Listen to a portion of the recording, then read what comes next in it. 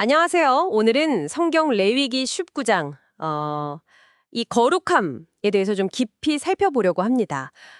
너희는 거룩하라. 이는 나 여호와 너희 하나님이 거룩함이니라. 이 말씀으로 시작하는데요. 이 거룩함이라는 게 삶에서 구체적으로 어떻게 나타나야 하는지 그걸 보여주는 장이죠. 네, 맞아요. 이게 그냥 뭐 지켜야 할 규칙 목록 이런 느낌보다는요. 하나님의 그 성품을 닮아가는 삶, 그 청사진을 제시한다고 볼 수 있어요. 하나님을 경외하는 마음이 결국 이웃사랑 그리고 공정한 사회를 만드는 행동으로 어떻게 이어주는지 그 연결고리를 보여주는 거죠. 아주 중요합니다. 네, 처음부터 딱 와닿는 게 거룩하라 말씀 바로 뒤에 부모님 공경, 안식일 준수 이런 기본적인 것들이 나오잖아요.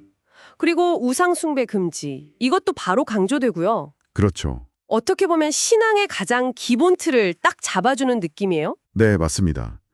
여기서 중요한 건 거룩함이 단순히 어떤 종교적인 의식, 여기에만 국한되는 게 아니라는 점이에요. 삶의 모든 관계, 또 태도에 이게 다 스며드는 거죠. 특히 그 18절 말씀 있잖아요.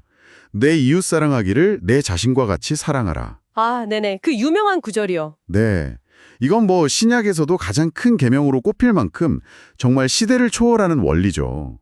어쩌면 레위기 19장 전체를 푸는 열쇠?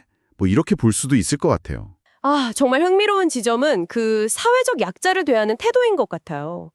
추수할 때 밭 구석 곡식이나 뭐 떨어진 이삭 같은 거 남겨두라고 하잖아요. 네네. 가난한 사람들이나 외국인들, 거류민들을 위한 거였죠.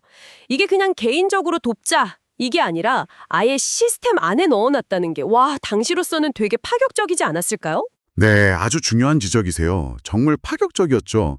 그 당시 다른 고대 근동의 법 같은 걸 보면요. 이런 규정은 진짜 독특하고 어떻게 보면 선진적이기까지 했어요. 품꾼의 싹을 바로바로 주는 거, 미루지 않는 거. 네. 또 뭐 귀먹은 분이나 안 못 보는 분들을 함부로 대하거나 위험하게 만들지 않는 거. 재판할 때 공정하게 하는 거. 특히 그 말씀 있잖아요. 너희와 함께 사는 외국인을 본토인과 같이 여기고 자신처럼 사랑하라. 아, 그렇죠. 이건 정말 대단한 거예요. 이스라엘 백성들 자신들이 애굽에서 외국인으로 살았던 그 경험, 그거 잊지 말라는 거거든요. 네네. 그러니까 타인의 처지를 깊이 공감하라는 요구죠.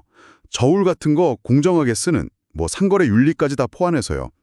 결국 사회 정의가 곧 거룩함의 실천이다. 이걸 보여주는 겁니다. 도둑질이나 거짓말, 금지 이런 건 뭐 보편적인 윤리인데 조금 현대적인 시각에서 보면 싶은 규정들도 좀 있어요. 예를 들면 다른 종류 가축끼리 교배시키지 마라. 밭에 두 종류 씨앗 섞어 뿌리지 마라. 또 다른 재료로 짠 옷 입지 마라. 이런 거요. 네네, 있죠. 머리 모양이나 수염, 문신에 대한 얘기도 나오고요.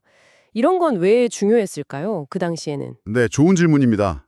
이걸 그냥 이상하다, 미신적이다 이렇게만 볼 건 아니고요. 그 당시 맥락을 좀 이해해야 하는데요. 한 가지 해석은 그 주변 민족들이 가지고 있던 어떤 종교적인 관습이나 세상을 막 섞어서 보는 그런 시각들, 이런 것과 의도적으로 좀 선을 그으려고 했다는 거예요. 구별되려고. 아, 구별. 네, 또 다른 측면에서는 하나님이 만드신 그 창조 질서, 또 구분 이런 걸 존중하려는 어떤 신학적인 의미가 담겨 있을 수도 있고요. 뭐 모든 규정을 지금 문자 그대로 적용하기는 좀 어렵겠지만 그 근본 정신, 그러니까 세상 방식과는 좀 다르게 하나님의 백성으로서 정체성을 지켜라. 이 정신은 여전히 좀 유효하다고 봐야겠죠. 그렇군요.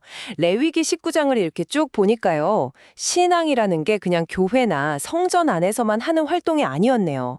시장에서 물건 사고 파는 거, 농사 짓는 방식, 이웃이랑 대화하는 거, 심지어 내 몸을 어떻게 가꾸는지까지 정말 삶의 모든 영역에 다 연결되어 있었네요. 맞습니다. 그리고 그 나는 너희의 하나님 여호와이니라 이 말이 계속 반복되잖아요. 네, 계속 나오죠. 이게 마치 이 모든 삶의 방식이 어디서부터 왔는지 그 근원을 잊지 말라는 어떤 강조 그런 느낌으로 들려요. 정확합니다.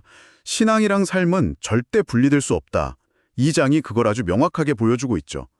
거룩함이라는 게 뭐 막연하고 추상적인 그런 게 아니라 우리의 매일매일의 선택, 또 행동 하나하나에서 구체적으로 드러나는 삶의 태도라는 겁니다. 자, 여러분은 오늘 여러분이 소중하게 생각하는 가치를 삶 속에서 어떻게 실천하고 계신가요? 이 오래된 지혜가 오늘 우리 삶에 던지는 질문은 또 무엇일지 잠시 한번 생각해 보시는 시간 가져보시면 어떨까 싶습니다.